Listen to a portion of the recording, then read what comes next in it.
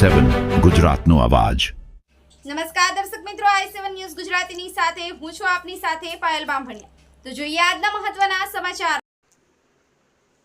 વડોદરા મહીસાગર નદીમાં કેટલાક વ્યક્તિઓ દ્વારા ઝેરી પદાર્થ નાખી જળચર પ્રાણીઓને મારી નાખી તેનો વ્યાપાર કરવાનો કૌભાંડ બહાર આવ્યું।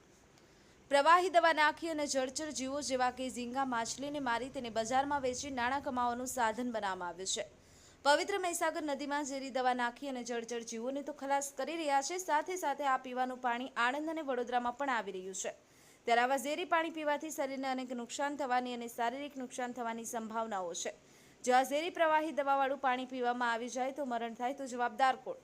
આ અજાણ્યા વ્યક્તિઓ દ્વારા રાત્રિના 9 થી 10ના સમય દરમિયાન ઝેરી દવા મહીસાગર નદીમાં નાખી ઝીંગા અને માછલી મારવાનો આવે છે અને રાતના 12 થી 2ના સમય દરમિયાન તે લોકો ઝીંગા માછલી લઈ જાય છે અને વેપારીઓને વેચી દે છે અને આ ઝીંગા માછલી બજારમાં વેચાય છે। ત્યારે આ ઝીંગા માછલી ખાવા લાયક યોગ્ય છે તે પણ વિચારવા જેવું છે।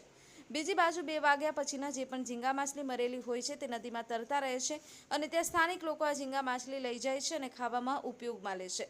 મહત્વની બાબત એ છે કે પવિત્ર મહીસાગર નદીમાં ઝેરી પ્રવાહી દવા નાખવામાં આવે છે તે પાણી માટે વડોદરા અને આણંદમાં આવે છે।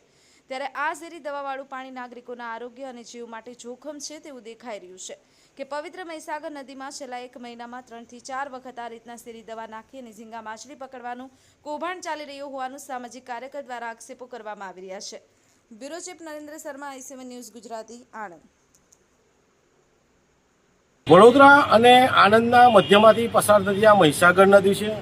આ મહીસાગર નદી પવિત્ર નદી છે અને આ પવિત્ર નદીમાં ગઈકાલ રાત્રે અજાણ્યા શખ્સો દ્વારા નદીની અંદર ઝેરી દવા નાખીને જળચર જીવોને મારવાનો પ્રયાસ કર્યો છે, જેમાં મોટા પ્રમાણમાં ઝીંગા અને માછલીઓના મૃત્યુ થયા છે। આ ઝીંગા અને માછલીઓ આ તત્વો દ્વારા ભેગા કરીને વેચવામાં આવે છે અને લોકોને ખવડાવવામાં આવે છે। એટલે ક્યાંક ને ક્યાંક જે ઝેરી પદાર્થ નાખીને ઝીંગા અને માછલીઓ મારવામાં આવે ને એ જ લોકો સુધી પહોંચાડવામાં આવે છે। ક્યાંક ને ક્યાંક આરોગ્ય સાથે જીવલેણ ચેડા થઈ રહ્યા છે।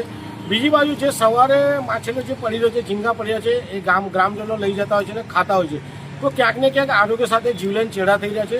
બીજી બાજુ આ જે મહીસાગર નદીનું પાણી જે છે એ પાણી વડોદરા શહેર પણ પીવે છે, આણંદમાં પણ પીવામાં આવે છે। તો આ ઝેરી પાણી પીવાથી નગરજનોના આરોગ્ય સાથે જીવલેણ ચેડા થઈ રહ્યા છે તેવું દેખાઈ રહ્યું છે। તો વડોદરા શહેર કલેક્ટર અને આણંદ શહેર કલેક્ટરને વિનંતી છે કે જે પણ લોકો ઝેરી પદાર્થ કે ઝેરી દવા નાખી રહ્યા છે એમની ધરપકડ કરવામાં આવે, પાણીના સેમ્પલ લેવામાં આવે। આવું જો ઝેરી પાણી લોકો સુધી પહોંચશે અને મૃત્યુ થશે તો જવાબદાર કોણ?